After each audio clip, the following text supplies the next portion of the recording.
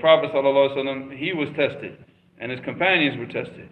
They were tested with hunger, with poverty, with sickness, with insults and oppression and transgression against themselves, and to the point where they had to leave Mecca. And then the Prophet ﷺ, and this was the most beloved balad to the Prophet.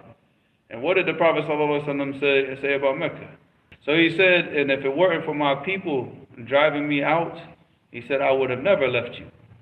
So this is the Prophet ﷺ, the greatest of all creation. And we look at the trials and tribulations that he had to go through. So he was from the Sadiqeen, and his companions from the Sadiqeen, because they're the ones that every time that Allah subhanahu wa ta'ala tested them, they stood firm. They returned back to Allah subhanahu wa ta'ala. They put their trust in Allah. They were patient with all the lies of the people, all the slandering of the people, all the oppression of the people. They were patient with this. And Allah raised them. And Allah debased the people that were spreading the lies, spreading the rumors, spreading the slander, and this is why the people, and it's difficult when you're in the middle of the fire, to realize that, to be patient, because emotions get involved, sadness gets involved, you start to feel like your whole world is collapsing on you, right? And so, but that's why you just have to understand that the thing that should cheer you up is that you know that this is what all of the prophets went before. All of the prophets that went before, they went through the same thing. And every single person who calls to this deen, he's going to go through the same thing. When the Prophet ﷺ went with Khadijah to Waraqa ibn Nawfal, what did he say to him?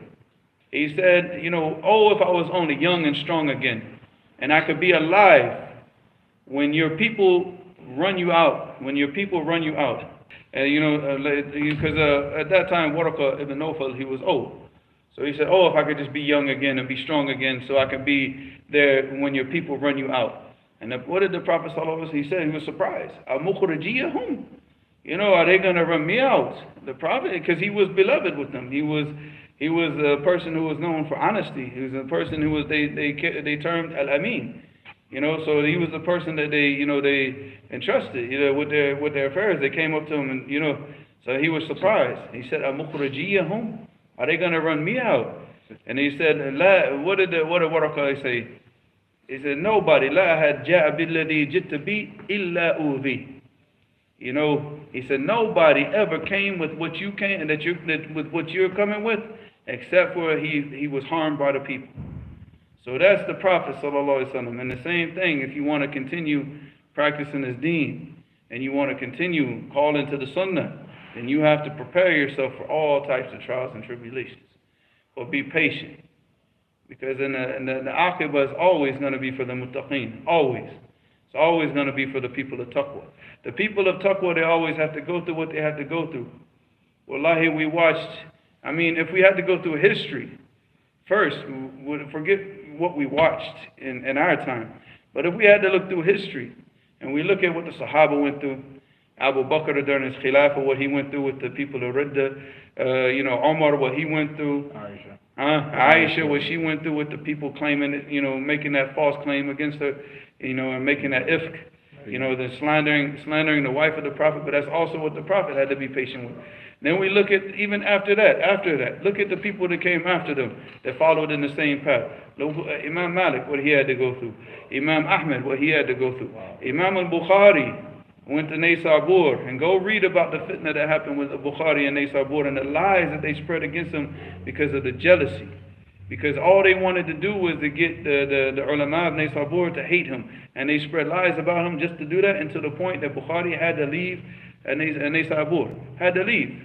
And that was the balad that Muslim was in at the time. And he had to leave. And Muslim couldn't do anything because he was not in the state to defend him, even though he knew that Bukhari was on the hop. But look at what they had to go through. Look at Shaykh al-Islam ibn Taymiyyah. Look at Imam Muhammad ibn Abdul Wahhab with his dawah, going from place to place and being, go away, we want nothing to do with you. Until finally Allah subhanahu wa ta'ala gave him the nasr, and gave him something that would back, somebody that had that power, that had the quwwah, that had the money, and had the resources to back his dawah up. So just know that these are the things that we're going to have to go through. It's not going to, and nobody ever said it's going to be easy. And nobody ever said it's going to remain easy. It's going to get harder and harder and harder as the times go on, because the times get worse and worse and worse. The hadith in Anas ibn Malik, what did he say?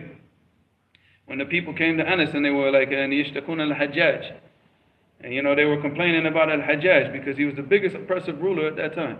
Killing whoever. Anybody that disagreed with him, he would just snipe their head off. You understand? So when they came to him and they wanted to, get a fatwa from Anas ibn Malik to make khuruj. They really wanted to make khuruj, but they wanted to see what he would say, because he's Sahabi. What are you going to say about the situation? So they complained to Anas ibn Malik. And he told him, he said, Isbiru.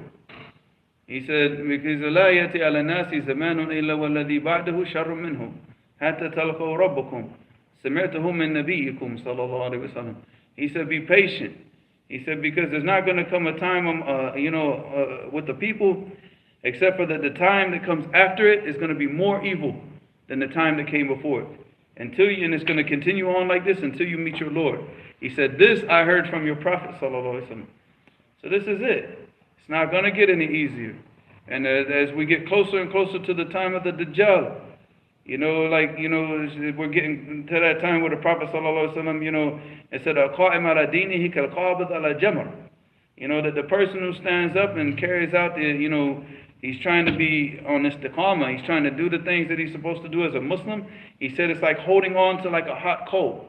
A hot coal. You imagine that, a fiery hot coal. It's red. It's already. Could you imagine putting that in the palm of your hand and trying to hold on to that? But everything is stacked against us. Everything is stacked against us. Everything. Shaitan has everybody ready to go against anybody that calls to the Sunnah. So don't be saddened by anything that happens. Be patient, because wallahi, the aqibah and the end is always going to be for the people of taqwa. Allah subhanahu wa ta'ala is going to protect this deen. It's not with us. We're not protecting nothing. We are just living in this beautiful blessing that Allah subhanahu wa ta'ala has given us. And that's it. That's all we have. So if Allah protects this deen through us, like uses us as a means to protect this deen, what a beautiful ni'mah. Because imagine all the people that Shaitan is using them to do what? Protect kufr. Shaitan is using them to protect sins and call to sins and call to like foolish behavior. But Allah uses you and raises you up to carry out, this beautiful thing, to call to the Sunnah. What a blessing. Seriously. What a huge blessing. Wallahi. And if you knew that this is what Allah wanted for you, and you knew that to die on this Sunnah, that you had to stand up against every single human being in the entire earth, and face them, wouldn't you be ready to do it? If you knew? So it's a promise from Allah. Something that Allah promised. So we have to stand up, and we have to stand up against all of mankind and continue to call to the Sunnah. Let them call us names. Let them slander us. Let them do whatever they want. We're here for the pleasure of Allah subhanahu wa ta'ala. We're not here for the pleasing of the people. We're here because you look at that hadith. The hadith where the Prophet sallallahu alaihi wasallam said, إِذَا أَحَبَّ اللَّهُ عَبْدٍ نَادَى جِبْرِيلٌ إِنِّي أَحِبُّ فُلَانًا فَأَحْبِبْهُ. So Allah subhanahu wa ta'ala, he says, if Allah subhanahu wa ta'ala loves a servant, that he calls to Jibril, and he said, oh Jibril, I love this servant, so you love him also. فَيُنَادِي جِبْرِيلُ فِي أَهْلِ السَّمَاءِ. And then Jibril calls to the people of the Sama, all the malaika in the Sama. And he said, إِنَّ اللَّهَ يَحِبُّ فُلَانًا فَأَحِبُّهُ. And Allah subhanahu wa ta'ala loves this person, so all of you love him too. فَيَحِبُّهُ أَهْلُ السَّمَاءِ. And then the people in the Sama, all of the angels love him also. فَيُضَعْ لَهُ الْقُبُولُ فِي الْأَرْضِ. And then acceptance is given to him with the people of khayr in the earth. That's what we strive for. We don't strive for the people can never give us that. Wallahi, the people can never, ever, ever give us that. Now, the people can never give us the sweetness of Iman in the heart. The sweetness of the, when you pray and you're really in the salat, or you're reading the Quran and you really understand what's going on, and you hit that ayat, and it shakes your heart so bad that tears start pouring out of your eyes. The people can never give you that. They can never give you this deen. They can never give you the sweetness of Iman. All of that comes from Allah. So no matter what the people say, from this day forward, no matter what they do not concern yourself. It's not our concern. They're going to lie, and may Allah destroy them. They're going to slander. May Allah destroy them. And they're going to continue to try to do anything to stop this dawah. May Allah flip all of their affairs on their heads.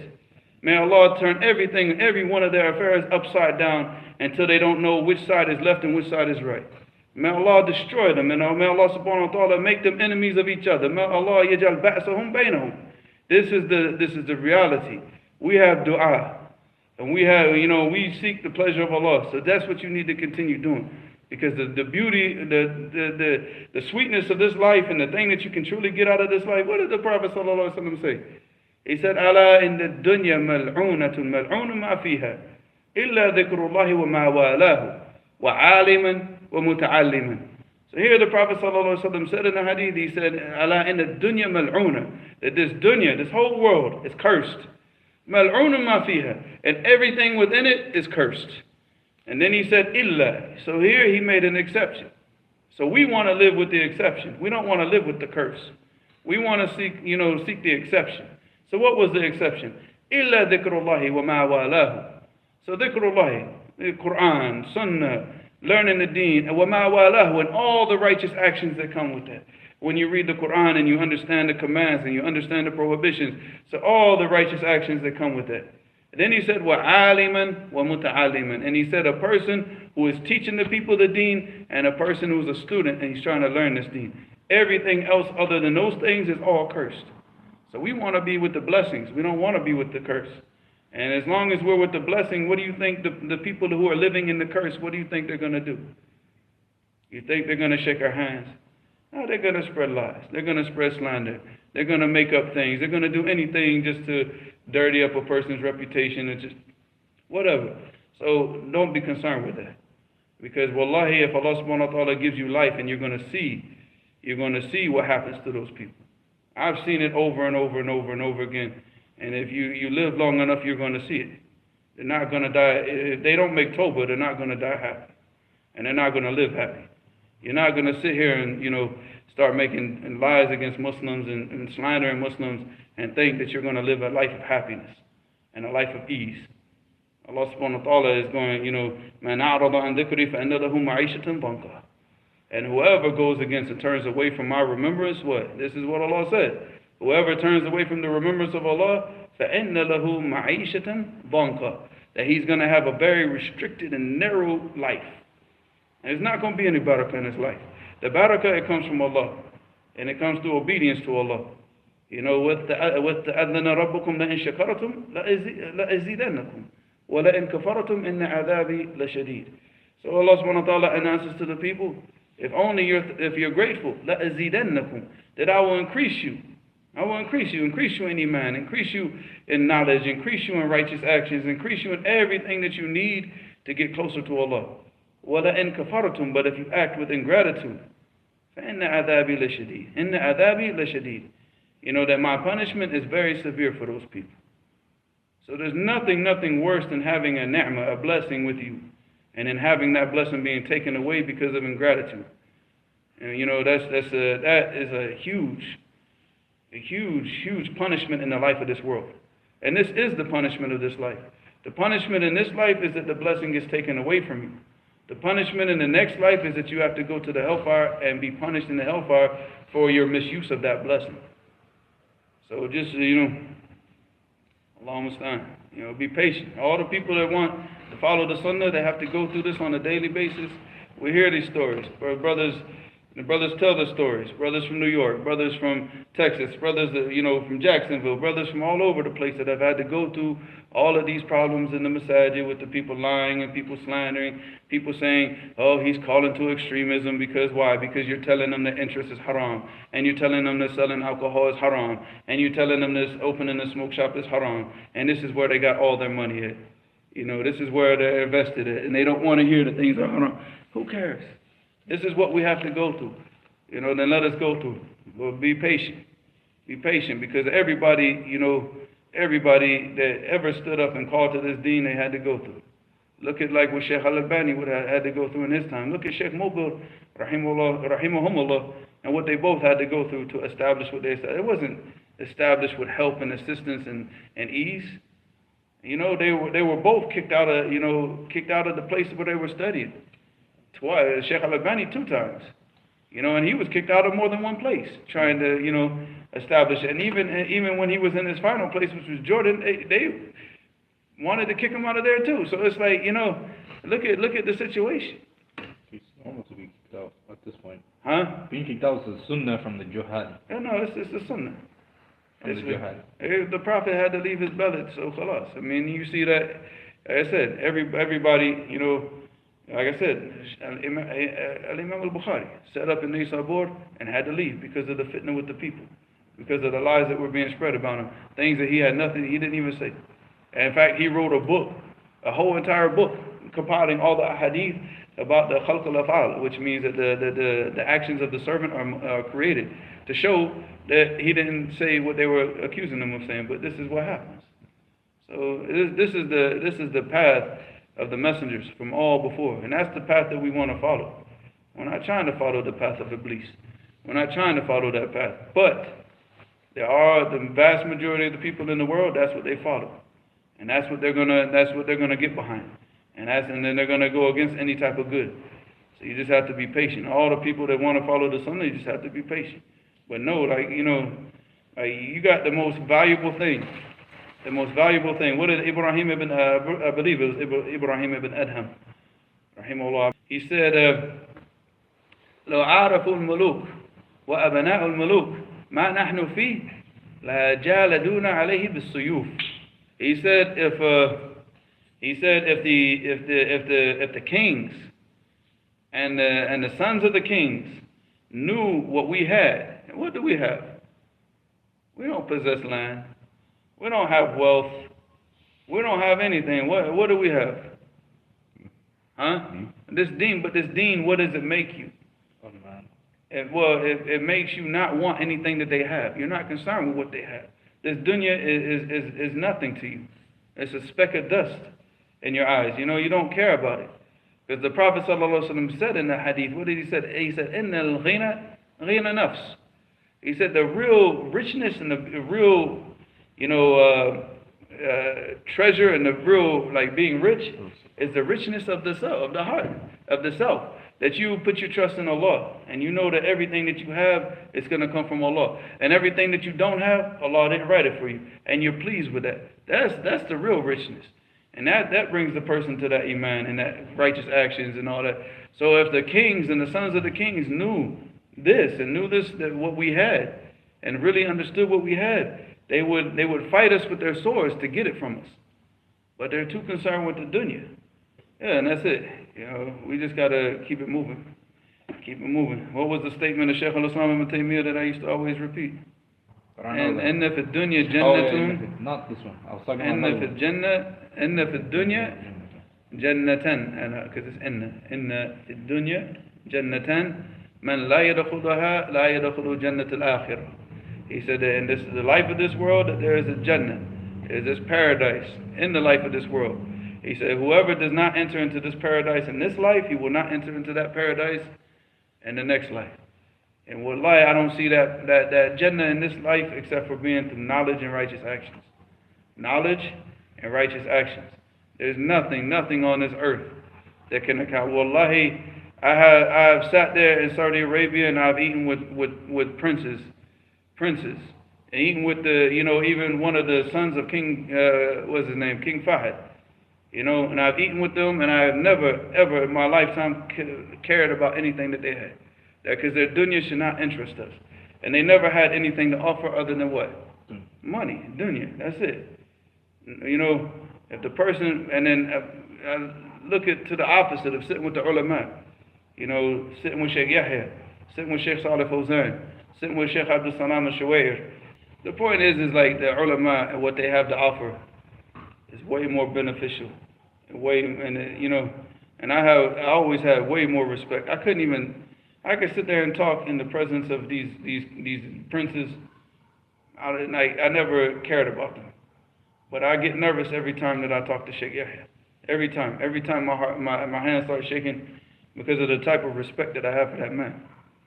Because I watched him for years and years and years, watched him on a daily basis.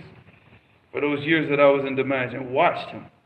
And that man is a man of ibadah. He never, he never relented. He's not like me. I'm not like him. He'd never miss a class. There would never be a class canceled. During the war, the classes stayed going. All the way up until the president told him, you have to leave Damascus tomorrow. And he's still teaching the classes all the way up until the last minute. He used to teach the classes with IVs in his arm, with an IV in his arm. He used to teach the class when he was sick, when he didn't have food, when his house was being bombed, he was teaching the class. So, when he was being shot at, he was teaching the class. When people were trying to kill him, he's teaching the class. So, and he always prayed every single salat in the masjid. Always. He's always in the masjid. And in fact, if you go to the first adhan, you're going to see him in the masjid with the mushaf open. Every single day, for I don't know how many decades this has been and look at what they have to go through. That's what we want. But to get to that level, you have to go through what he went through. And then what he had to go through is what his sheikh went through. And his sheikh went through all the way back to the Prophet, all the way back to all the Anbiya. Look at Ibrahim. He got ran out from his own people, thrown in the fire by his own people with his father. His father. You understand? Like his father was a part of the people that took him up and tossed him in the fire. And then he had to leave. Musa, raised up in the house of Fir'aun. And he had to leave. Khaif and mutaraka. Out of fear and being watchful, because he didn't know what was going to happen to him. Musa alayhi salam. These are the ulul azm, Look at what they went through. Look at Isa alayhi salam, his mother, and the accusations against her, and then all the stuff that he had to go through. Allah musta'an. This is the reality. And as long as we stay on this path, we just have to accept that. And in fact, if we're on this path and the people aren't slandering us, they're not talking about us, we should actually start to think like, hey man, what's going on? Oh, yeah. What's going on? Why is everything so good? Why is everybody so nice to me? Why, and not saying that you should go out and, earn the ire of the people. You shouldn't. You should just go and teach the truth. You should teach the truth. You should teach the people what they need to hear. Not what they want to hear, but what they need to hear. وَلَا تَخَافُوا فِي اللَّهِ لَوْمَةَ اللَّائِمِ. Just like Allah subhanahu wa ta'ala said, He said, and I'll end this talk with this and then we'll get to the questions. He said, يَا أَيُّهَا الَّذِينَ آمِنُوا مَنْ يَرْتَدَّ مِنْكُمْ عَنْ دِينِهِ فَسَوْفَ يَأْتِي اللَّهُ بِقَوْمٍ يُحِبُّهُمْ وَيُحِبُّونَهُ أَذِلَّةٍ عَلَى الْمُؤْمِنِينَ أَعِزَّةٍ عَلَى الْكَافِرِينَ يُجَاهِدُونَ فِي سَبِيلِ اللَّهِ وَلَا يَخَافُونَ لَوْمَةَ لَائِمٍ ذَلِكَ فَضْلُ اللَّهِ يُؤْتِيهِ مَن يَشَاءُ وَاللَّهُ وَاسِعٌ عَلِيمٌ.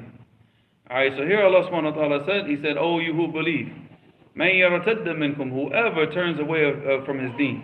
Radda here obviously means to what? To leave the deen. He leaves gratitude, he leaves the practice of the deen, he leaves the true understanding of the deen. So whoever turns back and turns away from this deen, فَسَوْفَ يَأْتِي اللَّهُ بِقَوْمٍ, then Allah subhanahu wa ta'ala will come with another people. He will replace you with other people. يُحِبُّهُمْ وَيُحِبُّونَهُ, that He loves them and they love Him. And that they love Him through His obedience. That they're going to be obedient to Allah. They're going to carry out His commands. They're going to stay away from His prohibitions. They're going to do the things that Allah subhanahu wa ta'ala told them and His messenger told them. They're going to carry those things out. And then He described these people.